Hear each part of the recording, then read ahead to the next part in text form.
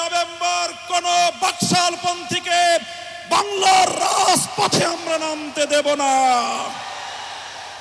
যদি কেউ নামবার অপচেষ্টা চালায় আমরা তাদেরকে রাজপথে মোকাবেলা করব ইনশাআল্লাহ।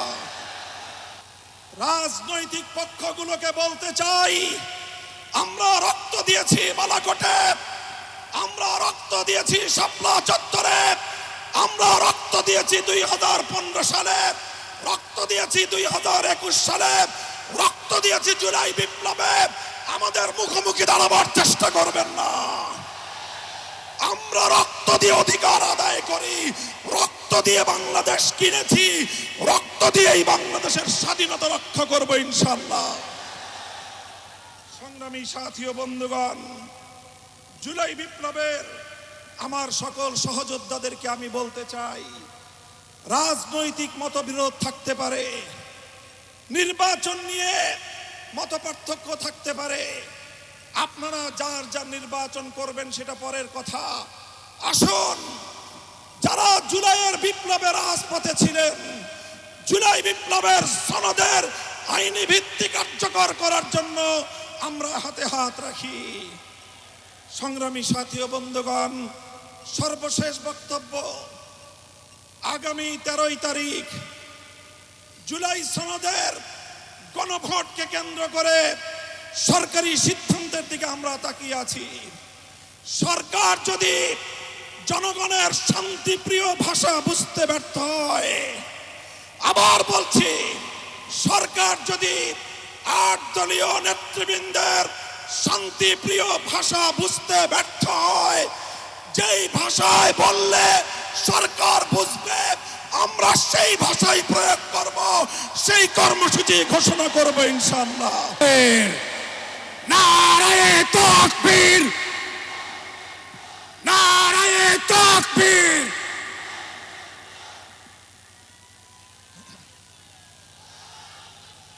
আসসালামু আলাইকুম ওয়া রাহমাতুল্লাহ। আলহামদুলিল্লাহি রাব্বিল আলামিন, ওয়াসসালাতু ওয়াসসালামু আলা সাইয়্যিদিল আমবিয়া ওয়াল মুরসালিন ওয়া আলা আলিহি ওয়া সাহবিহি আজমাইন। আউযু বিল্লাহি মিনাশ শাইতানির রাজীম। বিসমিল্লাহির রহমানির রহিম। ইন্নাল্লাযীনা ক্বালু রাব্বুনাল্লাহু সুম্মা ইসতাকামু ফালা খাউফুন আলাইহিম ওয়ালা হুম ইয়াহজানুন। সাদাকাল্লাহুল আযীম। দেশপ্রেমিক ও ইসলামী সমমনা 8টি রাজনৈতিক দলের উদ্যোগে আয়োজিত জুলাই সনদ বাস্তবায়নে নির্বাচনের পূর্বে, জাতীয় নির্বাচনের পূর্বে গণভোট আয়োজনের দাবি সহ 5 দফা গণদাবিতে আজকের এই জনসমুদ্রে পরিণত গণসমাবেশে উপস্থিত সংগ্রামী সভাপতি হযরত পীর সাহেব চরমনাই মুফতি সৈয়দ মোহাম্মদ রেজাউল করিম, উপস্থিত আজকের এই গণসমাবেশের উপস্থিত সংগ্রামী প্রধান অতিথি বাংলাদেশ জামাতে ইসলামীর মোহতারাম আমির জনাব ডক্টর শফিকুর রহমান সহ জাতীয় নেতৃবৃন্দ, সমবেত 8 দলের নেতাকর্মী ও সংগ্রামী দেশবাসী, আজ এই ঐতিহাসিক পল্টন ময়দানে দাঁড়িয়ে আমি স্পষ্টভাবে দেখতে পাচ্ছি বাংলাদেশ আজ 2 ভাগে বিভক্ত। এক ভাগ 72-এর বাকশালপন্থী, আর এক ভাগ জুলাইয়ের বিপ্লবপন্থী। আজ বাংলাদেশের প্রতিটি রাজনৈতিক দল এবং পক্ষের কাছে আমার সুস্পষ্ট জিজ্ঞাসা, সবাই যার যার অবস্থান পরিষ্কার করুন। হয় আপনি জুলাই বিপ্লবের পক্ষপাতী, আর না হয় আপনি 72-এর বাকশালপন্থী। 72-এর পরাজিত বাকশালপন্থীরা আগামী 13 নভেম্বর বাংলাদেশের বিরুদ্ধে লকডাউনের নামে যুদ্ধের ঘোষণা দিয়েছে। আমি ঘোষণা করতে চাই, সংগ্রামী সাথী ও বন্ধুগণ, 2024-এর জুলাই বিপ্লব সহস্রাধিক তাজা প্রাণের রক্তের বিনিময়ে অর্জিত এই বিপ্লব, এই বিপ্লবের ভিত্তিতে আগামী বাংলাদেশ পরিচালিত হওয়ার জন্যই ঐক্যমতের ভিত্তিতে জুলাই সনদ প্রণীত হয়েছে। এই জুলাই সনদ কোনো কাগজে সনদ হিসেবে আমরা দেখতে চাই না।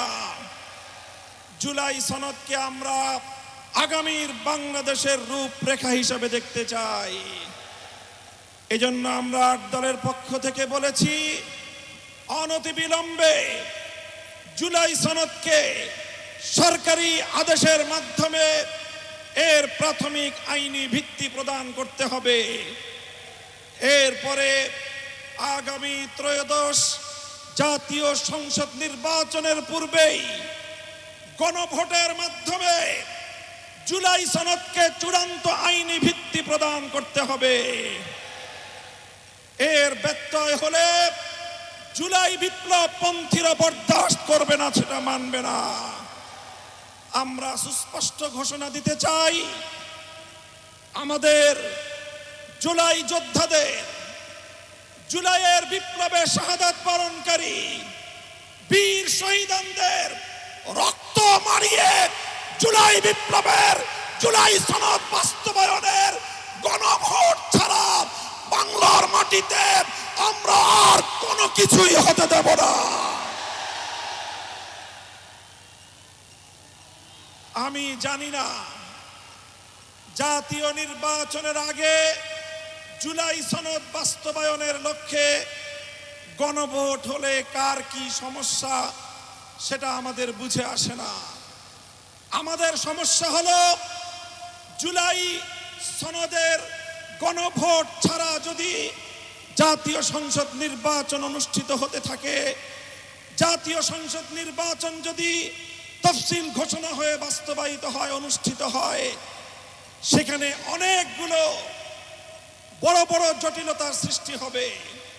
তার মধ্যে অন্যতম একটি হলো দ্বিকক্ষ বিশিষ্ট জাতীয় সংসদের উচ্চ কক্ষ কিভাবে গঠিত হবে, কিভাবে রাজনৈতিক দলগুলো তাদের নির্বাচনী ম্যানিফেস্টো তৈরি করবে, জাতির সামনে তারা তাদের উচ্চ কক্ষের 100 সদস্যের তালিকা কিভাবে প্রকাশ করবে, এই সকল বিষয়ের কোনো সদুত্তর তাদের কাছে নাই।